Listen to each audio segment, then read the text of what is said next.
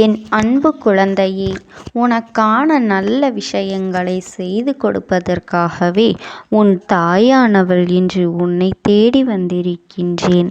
என் தங்க குழந்தையே, இன்று இந்த அம்மா சொல்ல வந்திருக்கின்ற வாக்கினை நீ முழுமையாக கேட்க வேண்டும். இன்று உனக்கு எச்சரிக்கையான ஒரு பதிவினைத்தான் கொண்டு வந்திருக்கின்றேன்.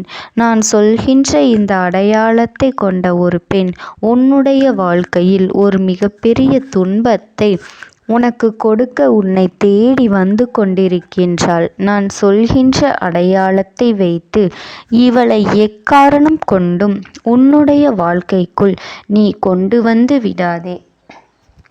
இந்த பெண்ணிடம் அதிக எச்சரிக்கையாக நீ இருக்க வேண்டிய தருணம். உன்னை சுற்றி நடக்கின்ற எல்லா கஷ்டங்களுக்கும் இந்த பெண்தான் காரணமாக இருந்து கொண்டிருக்கின்றாள்.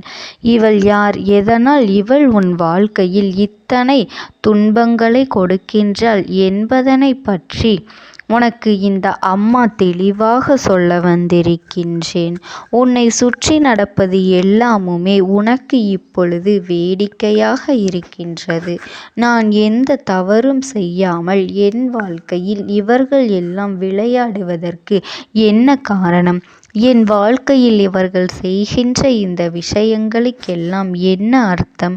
நான் யாரையும் எந்த காலத்திலும் எதற்காகவும் துன்புறுத்தியதோ வேதனைப்படுத்தியதோ இல்லை எனும் பொழுது என்னை இவர்கள் வேதனைப்படுத்த நினைப்பதற்கு என்ன காரணம் என்று சொல்லி என் பிள்ளை நீ கவலைப்பட்டு கொண்டிருக்கின்றாய் அல்லவா? உன்னுடைய பிரச்சனைகளுக்கெல்லாம் இந்த அம்மா ஒரு முடிவு கட்டுகின்றேன். இவர்களுக்கும் முடிவினை நான் கட்டுகின்றேன். என்னவென்று கேட்டுவிட்ட பிறகு நீ நிச்சயமாக தெளிவடைந்து விடுவாய். இது நடக்கின்றது அம்மா என்று நீ நிச்சயமாக என்னிடத்தில் ஒத்துக்கொள்வாய். அப்பேற்பட்ட ஒரு காரியத்தை உனக்கு செய்ய துடித்து கொண்டிருக்கின்ற இந்த பெண்ணின் அடையாளத்தை நான் உனக்கு சொல்லிவிட்டேன் என்றால் என் குழந்தை நிச்சயமாக நீ கண்கள் கலங்குவாய்.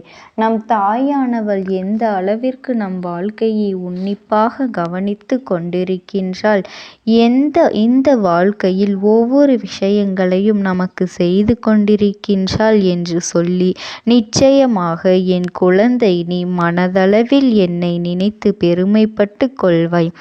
என் குழந்தையே, இந்த அம்மா உன் வாழ்க்கையில் வந்திருக்கின்ற பொழுதெல்லாம் உனக்கு வருகின்ற பல தீய வினைகளை எல்லாம் நான் அடித்து விரட்டி இருக்கின்றேன். எத்தனையோ சக்திகளை உன் வாழ்க்கையில் நெருங்க விடாமல் தடுத்து நிறுத்தி இருக்கின்றேன். ஆனால் இந்த பெண்ணை என்னால் தடுத்து நிறுத்த முடியாமல் போனதற்கு என் காரணம் ஒன்று இருக்கின்றது. அது என்ன தெரியுமா?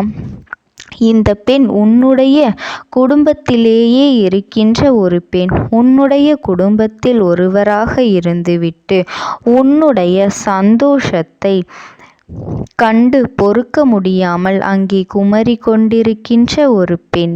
இவளினுடைய இந்த குமுறல் சத்தம்தான் இப்பொழுது உனக்கு எதிராக திரும்பி இருக்கின்றது. உன்னுடைய வாழ்க்கையில் மேலும் மேலும் பல கஷ்டங்களை கொடுத்து கொண்டிருக்கின்றது. இந்த பெண்ணினுடைய செயல்பாடுகள் ஒவ்வொன்றும் உனக்கு ரணமாக மாறிக்கொண்டிருக்கின்றது. இவள் நினைத்ததை எல்லாம் உன் வாழ்க்கையில் சாதித்து விட துடிக்கின்றாள்.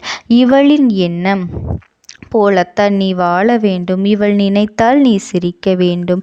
இவள் நினைத்தால் நீ அழ வேண்டும். இவள் நினைத்தால் நீ கவலையோடு இருக்க வேண்டும். இவள் நினைப்பது போலத்தான் உனக்கு எல்லாம் நடக்க வேண்டும். எதையுமே சுதந்திரமாக உன்னால் இந்த வாழ்க்கையில் செய்ய முடியவில்லை. அப்பேற்பட்ட ஒரு வாழ்க்கையை தான் என் பிள்ளை நீ இப்பொழுது வாழ்ந்து கொண்டிருக்கின்றாய்.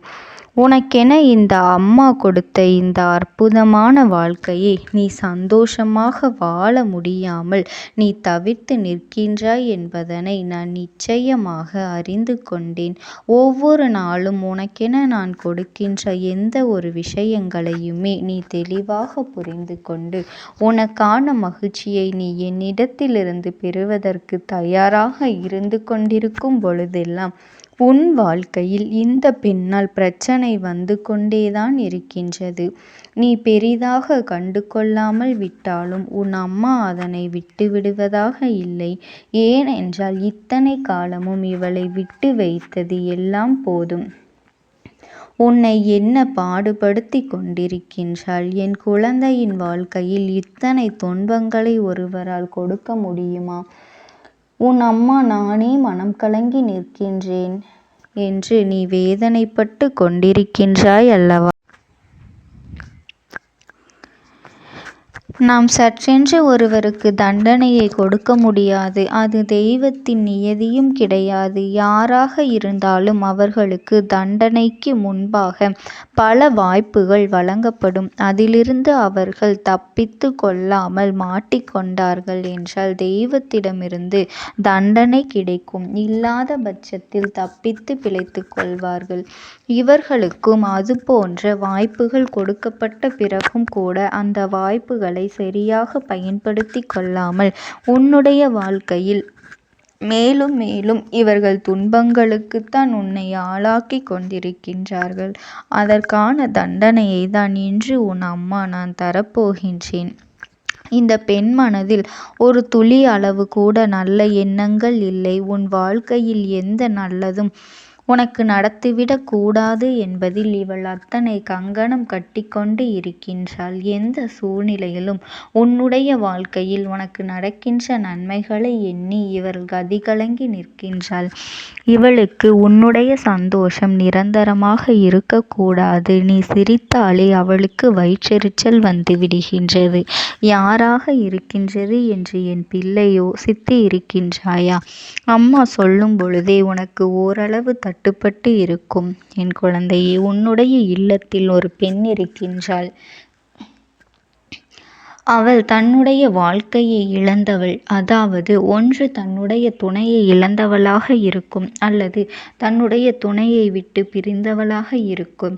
இது போன்றவர்களுக்கு நாம் எப்பொழுதுமே வாழ்க்கையில் அதிகமான மன மகிழ்ச்சியை கொடுக்க வேண்டும் என்றுதான் நாம் நினைப்போம். இவர்கள் தனிமைப்பட்டு விடக்கூடாது.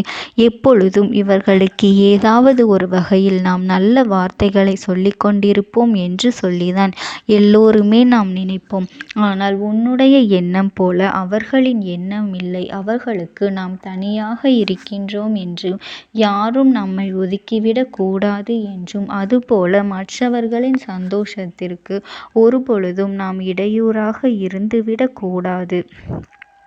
நம்மை பார்த்து அவர்களுக்கு இவர்கள் முன்னிலையில் நாம் மட்டும் சந்தோஷமாக இருக்கின்றோமே என்ற எண்ணம் தோன்றிவிடக் கூடாது என்பது போன்ற எண்ணம்தான் வந்திருக்க வேண்டும். ஆனால் அதற்கு மாறாக அந்த பெண்ணிற்கு அத்தனையும் உனக்கு எதிரான எண்ணங்களாக வந்துவிட்டது. உனக்கு சந்தோஷம் இருக்கக்கூடாது. நீ உன் துணையோடு மனநிறைவோடு இருக்கக்கூடாது. நீயும் உன் துணையும் சிரித்து விட்டாலே அவளுக்கு ஐயோ என்று ஆகிவிடுகின்றது. எதை செய்து இதை நாம் தடுப்பது? எதை செய்து இவர்களை அளவைப்பது? எதை செய்து இவர்களை பிரிப்பது என்பது போலத்தான் அவளின் எண்ணம் ஓடிக்கொண்டே இருக்கின்றது. மனதளவில் அவளின் எண்ணம் இப்படி இருந்தாலும் வெளிப்படையாக பேசும் பொழுது தன்னை எந்த அளவிற்கு அன்பிற்குரியவளாக காட்ட முடியுமோ அந்த அளவிற்கு அன்பிற்குரியவளாக காட்டியிருக்கின்றாள். இவளினுடைய இந்த செயல்பாடுகளினால் என் குழந்தையின் வாழ்க்கையில் ஏற்பட்டிருக்கின்ற ஒவ்வொரு பாதிப்புகளும் என்னவென்று உன்னை விட எனக்கு நன்றாக தெரியும். எத்தனை பெரிய சந்தோஷத்தை எல்லாம் நீ தொலைத்திருக்கின்றாய் என்பது எனக்கு நன்றாக தெரியும். நீ ஆசைப்பட்டு வேண்டி விரும்பி வாழ்ந்த வாழ்க்கை, இந்த வாழ்க்கையை நீ வரமாக நினைத்து பொக்கிஷமாக நினைத்து வாழ்ந்து கொண்டிருக்கின்றாய். ஆனால் இவளினுடைய வருகை, இவளினுடைய தலையீடு உன்னுடைய ஒட்டுமொத்த சந்தோஷத்தையும் உன்னிடத்திலிருந்து பறித்துவிட்டது. எப்பொழுதுமே மன நிம்மதி இல்லை என்ற சூழ்நிலையை உனக்கு உருவாக்கிவிட்டது.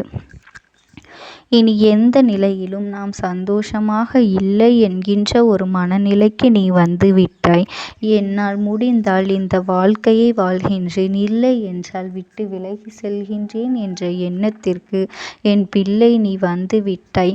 இப்பேற்பட்ட மனநிலைக்கு உன்னை தள்ளியவர்கள் சந்தோஷமாக இருக்க முடியுமா? நிச்சயமாக முடியாது. என் தங்க குழந்தையே, நீ எதை நினைத்தும் கவலைப்படாதே. அவர்களுக்கான தண்டனையை நிச்சயமாக நான் கொடுக்கத்தான் போகின்றேன்.